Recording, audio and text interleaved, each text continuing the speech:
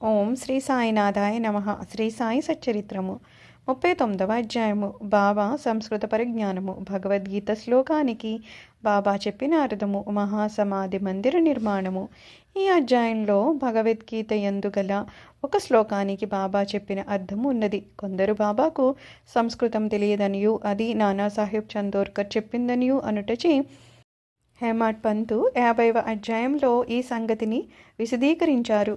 2 అధ్యాయాలలోనూ ఒకే విషయం ఉండుటచే రెండునూ ఇందులో పొందుపరచబడినమైంది. తొలి పలుకు షిరిడి పవిత్రమైంది, ద్వారకామాయి పావనమైంది. ఏలన శ్రీ సాయి అచ్చటనే నివసించుచు తిరుగుచు మసలుచు తుదకు అక్కడనే మహాసమాధి పొందిరి. షిరిడి గ్రామ ప్రజలు ధన్యులు. వారి సర్వకార్యములను బాబా నెరవేర్చుచుండెను. బాబా వారి కొరికే చాలా దూరం నుండి అచ్చటికి వచ్చెను. మొదట షిరిడి చాలా చిన్న గ్రామము. సాయిబాబా అచ్చట నివసించుటచే దానికి గొప్ప ప్రాముఖ్యత వచ్చెను. తుదికి అది పవిత్రమైన యాత్రాస్థానమాయను. అచ్చట ఉండ స్త్రీలు కూడా ధన్యులు. బాబా యందు వారి భక్తి నిస్సంశయంగా పరిపూర్ణమైంది. బాబా మహిమను వారు స్నానం చేయనప్పుడు, విసిరినప్పుడు, రుబ్బునప్పుడు, ధాన్యం దంచునప్పుడు తదితర గృహకార్యములు చేయనప్పుడు పాడుచుండెడివారు. వారి భక్తి ప్రేమలు పావనములు. వారు చక్కని పాటలు పాడుచుండేవారు. అవి పాడిన వారికి విన్నవారికి మనశ్శాంతి కలుగచేయుచుండెను. బాబా చెప్పిన అర్థము. బాబాకు సంస్కృతం వచ్చునని నమ్మువారుండరు. ఒకనాడు భగవద్గీతలోని ఒక శ్లోకానికి బాబా చక్కని అర్థాన్ని నానాసాహెబ్ చందోర్కర్కు బోధించి ఆశ్చర్యం కలుగజేశాను. ఈ విషయాన్ని గూర్చి బివి దేవు శ్రీ సాయి లీలా స్ఫుట విషయం నందు వ్రాసి ఉన్నారు. వారు స్వయంగా నానాసాహెబ్ చందోర్కర్ వద్ద నుంచి కొన్ని సంగతులు తెలుసుకొనుటచే ఆ వృత్తాంతము ఈ దిగువ ఇవ్వబడెను. నానాసాహెబ్ చందోర్కర్ వేదాంతాన్ని బాగా చదివినవారు. ఆయన భగవద్గీతను వివిధ వ్యాఖ్యానాలతో చదివి ఉన్నందువలన తన పాండిత్యానికి గర్వించుచుండేవారు. బాబాకి ఈ విషయం కానీ సంస్కృతం కానీ తెలియదని అతని అభిప్రాయము. అందుచే ఒకనాడు బాబా అతని గర్వాన్ని అంచెను. ఆ తొలి రోజులలో భక్తులు గుంపులుగా రానప్పుడు బాబా భక్తుల సంశయాలను తీర్చుటకు ఒంటరిగా వారితో మసీదులో మాట్లాడుతూ ఉండేవారు. బాబా దగ్గర నానా కూర్చొని వారి కాళ్ళు నొచ్చుచూ నోటిలో ఏదో గొణుకుచుండెను. బాబా, నానా ఏమి కొడుకుతున్నావు అని అడిగారు. నానా సంస్కృత శ్లోకాన్ని వల్లించుచున్నాను. బాబా, ఏ శ్లోకము? నానా భగవద్గీతలోనిది. బాబా, గట్టిగా చదువుము. నానా భగవద్గీత 4వ అధ్యాయము 34వ శ్లోకము ఈ క్రింది విధంగా చదివెను. తద్విద్ధి ప్రణిపాతేన పరిప్రశ్నేన సేవయా ఉపదేక్ష్యంతి తే జ్ఞానం జ్ఞానిన సత్వదర్శినః. బాబా, నానా అది నీకు బోధపడిందా అని అడిగారు. నానా, అవును. బాబా, నీకు తెలిసినచో నాకు చెప్పుము అన్నారు. నానా, దాని తాత్పర్యం ఇది. సాష్టాంగ నమస్కారం చేయడం అనగా పాదాలపై పడుట, గురుని ప్రశ్నించుట, వారి సేవ చేయుట ద్వారా ఈ జ్ఞానాన్ని తెలుసుకొనుము. అప్పుడు మోక్షాన్ని పొందు. జ్ఞానము గలవారు అనగా పరబ్రహ్మను తెలిసిన వారు ఆ జ్ఞానమును ఉపదేశించెదరు అని. బాబా, నానా శ్లోకం యొక్క తాత్పర్యము అక్కర్లేదు, ప్రతిపదార్థము, వ్యాకరణము మరియు దాని అర్థమును చెప్పుము. అప్పుడు నానా ప్రతిపదమునకు అర్థము చెప్పెను. బాబా, నానా ఉత్త సాష్టాంగ నమస్కారం చేసినచో చాలునా అని అడిగారు. నానా, ప్రణిపాతం అనే పదమునకు ఇంకొక అర్థము నాకు తెలియదు. ప్రణిపాతం అనగా సాష్టాంగ నమస్కారం అని నాకు తెలియను అనెను. బాబా, పరిప్రశ్న అనగా ఏమి అనెను. నానా, ప్రశ్నలు అడుగుట. బాబా, ప్రశ్న అనగానేమి? నానా, అదే అనగా ప్రశ్నించుట. బాబా, పరిప్రశ్న అన్నను ప్రశ్న అన్నను ఒకటే అయినచో వ్యాసుడు పరి అనే ప్రత్యయమును ప్రశ్నకు ముందేలు ఉపయోగించను. వ్యాసుడు తెలివి తక్కువవాడా అనెను. నానా, పరిప్రశ్న అనే పాటకు నాకు ఇతర అర్థం ఏమీయూ తెలియదు అనెను. బాబా, సేవ అనగా ఎట్టిది అని అడిగినారు. నానా, ప్రతిరోజు మేము చేయుచున్నట్టిది అనెను. బాబా, అట్టి సేవ చేసిన చాలునా? నానా, సేవయను పదమునకు ఇంకను వేరే అర్థమేమీ గలదో నాకు తోచుటలేదు. బాబా, 2వ పంక్తిలోని ఉపదేక్షంతి తే జ్ఞానం అను దానిలో జ్ఞానం అను పదమునకు ఉపయోగించకుండా ఇంకొక పదమును ఉపయోగించగలవా అని అడిగాను. నానా, అవును. బాబా, ఏ పదము? నానా, అజ్ఞానము. బాబా, జ్ఞానానికి బదులు అజ్ఞానము ఉపయోగించినచో ఈ శ్లోకంలో ఏమైనా అర్థము కలదా? నానా, లేదు. శంకర భాష్యము ఆ విధంగా చెప్పడం లేదు. బాబా, వారు చెప్పనిచో పోనిమ్ము. అజ్ఞానము అనే పదము ఉపయోగించిన ఎడల తగిన అర్థము వచ్చినప్పుడు దానిని ఉపయోగించుటకి ఏమైనా ఆక్షేపణ కలదా? నానా అజ్ఞానమను పదమును చేర్చి దాని అర్థమును విశదపరచుట నాకు తెలియదు అనెను.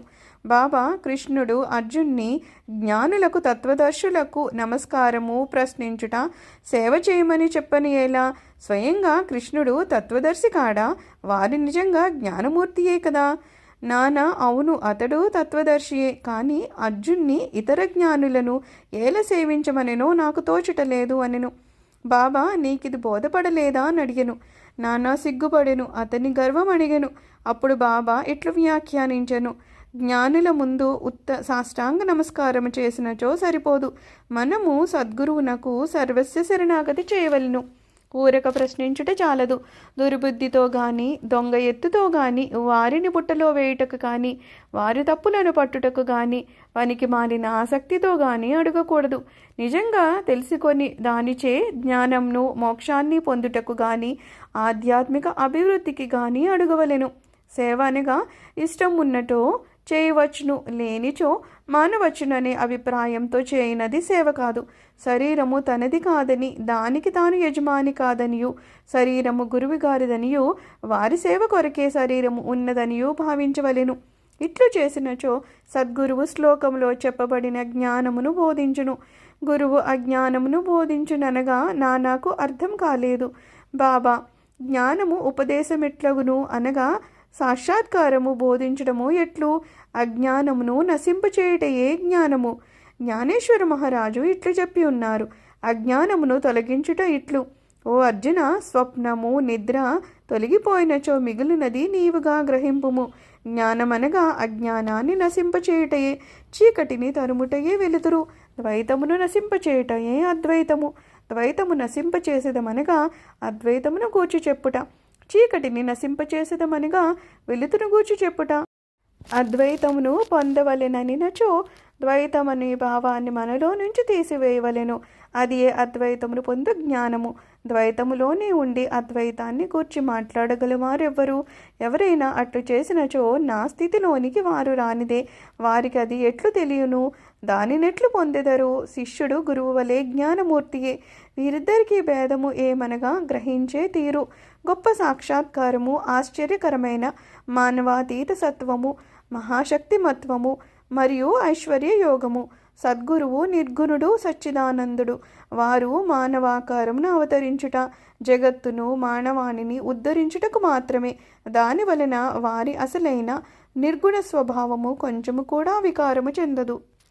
వారి సత్యస్వరూపము, దైవిక శక్తి, జ్ఞానము తరగకుండా ఉండును. శిష్యుడు కూడా అట్టి స్వరూపం కలవాడే. కానీ అతని అనేక జన్మల అజ్ఞానము తానే శుద్ధ చైతన్యం అనే సంగతిని కప్పివేయను. అతడు నేను సామాన్య నికృష్ట జీవుడును అనుకొనును. గురువు ఆ అజ్ఞానాన్ని మూలంతో తీసివేయవలెను. తగిన ఉపదేశమును ఇవ్వవలెను. లెక్కలేనన్ని జన్మల నుంచి సంపాదించిన అజ్ఞానాన్ని గురువు నిర్మూలించి ఉపదేశించవలెను. ఎన్నో జన్మల నుంచి తాను నికృష్ట జీవుణ్ణి అనుకొను శిష్యునికి గురువు నీవే దైవము, శక్తియుతుడవు, ఐశ్వర్యశాలివి అని బోధించును. అప్పుడు శిష్యుడు కొంచెం కొంచెముగా తానే దైవమని గ్రహించును. తాను శరీరమనియు, తానొక జీవిననియు లేదా అహంకారమనియు, దేవుడు లోకము తనకంటే వేరనియు తలంచు నిదాంత భ్రమ అనేక జన్మల నుంచి వచ్చుచున్న దోషము. దానిపై ఆధారపడి చేసిన కర్మల నుంచి వానికి సంతోషము, విచారము ఈ రెంటి యొక్క మిశ్రమము కలుగును. ఈ భ్రమను, ఈ దోషమును, ఈ మూల అజ్ఞానాన్ని గూర్చి అతడు విచారం ఆరంభించవలెను. ఈ అజ్ఞానము ఎట్లు అంకురించినది, అది ఎక్కడ ఉన్నది అను దానిని చూపుటయే గురూపదేశం అందరు. ఈ దిగువ వివరించిన అజ్ఞాన లక్షణాలు: 1 నేను జీవిని, 2 శరీరమే ఆత్మ అంటే నేను శరీరమును, భగవంతుడు, ప్రపంచము, జీవుడు వేరువేరు అనేది 3, 4 నేను దేవుడిని కాను, 5 శరీరం ఆత్మ కాదని తెలుసుకొనుకుండుట, 6 దేవుడు, జీవుడు, ప్రపంచము ఒకటే అని తెలియకుండుట. ఈ తప్పులన్నీ చూపించనిదే శిష్యుడు దేవుడనగా, ప్రపంచము అనగా, శరీరము అనగానేమో తెలియజాలడు. వానిలో వానికి ఎట్టి సంబంధం కలదో, ఒకటి ఇంకొకటి కంటే వేరేనదా లేక రెండును ఒకటేనా అనే సంగతి గ్రహింపజాలడు. ఈ సంగతులను బోధించడానికి వాని అజ్ఞానము నశింపచేయటానికి చెప్పునది జ్ఞానమా అజ్ఞానమా? జ్ఞానమూర్తి అయిన జీవునకు జ్ఞానోపదేశము చేయనేలా ఉపదేశమనున్నది వాని తప్పుని వానికి చూపి వాని అజ్ఞానాన్ని నశింపచేయుట కొరకే. బాబా ఇంకనూ ఇట్లా నేను ప్రణిపాతము అనగా శరణాగతి చేయుట, శరణాగతి అనగా తను అనగా శరీరము మనస్సు ఐశ్వర్యమును అర్పించుట. శ్రీకృష్ణుడు అర్జున్ని ఇతర జ్ఞానులను ఆశ్రయించుమననేలా. సద్భక్తుడు సర్వము వాసుదేవమయంగా భావించును. భక్తుడు ఏ గురువునైనా శ్రీకృష్ణుడిగానే భావించును. గురువు శిష్యుని వాసుదేవుడిగాను, శ్రీకృష్ణుడు ఇద్దరిని తన ప్రాణము ఆత్మలుగాను భావించును. అటువంటి భక్తులు గురువులు కలరని శ్రీకృష్ణుడు తెలిసియుండుటచే వారిని గూర్చి అర్జునికి చెప్పెను. అట్టివారి గొప్పతనము హెచ్చి అందరికీ తెలియవలెననియే కృష్ణుడు ఇట్లు పేర్కొనెను. సమాధి మందిర నిర్మాణము బాబా తాను చేయ నిశ్చయించుకొనిన పనులను గూర్చి ఎప్పుడునూ మాట్లాడేవారు కారు, ఏమి సందడి చేయువారు కారు. సంగతి సందర్భాలను వాతావరణాన్ని మిక్కిలి యుక్తిగా నేర్పరిచి తప్పనిసరి పరిస్థితులను కలిగించుచుండేవారు. అందుకు సమాధి మందిర నిర్మాణము ఒక ఉదాహరణము. నాగ్పూర్ కోటీశ్వరుడు శ్రీమాను బాపు సాహెబ్ బూటీ షిరిడీలో సకుటుంబంగా ఉండేవాడు. అతనికి అచ్చట సొంత భవనం ఉండిన బాగుండునని ఆలోచన కలిగినది. కొన్నాళ్ల పిదప దీక్షిత్ వాడాలో నిద్రిస్తూ ఉండగా అతనికి ఒక దృశ్యం కనిపించింది. బాబా స్వప్నములో నగుపడి ఒక వాడాను మందిరంతో సహా నిర్మించమనెను. అచ్చట నిద్రించుచున్న శ్యామకు కూడా అట్టి దృశ్యమే కనిపించెను. బాపు సాహెబ్ లేచి శ్యామ ఏడ్చుచుండటం చూసి కారణం అడిగాను. శ్యామ ఇట్లు చెప్పెను, బాబా నా దగ్గరికి వచ్చి ఒక మందిరంతో సహా వాడాను నిర్మింపుము, నేను అందరి కోరికలను నెరవేర్చదను అనెను.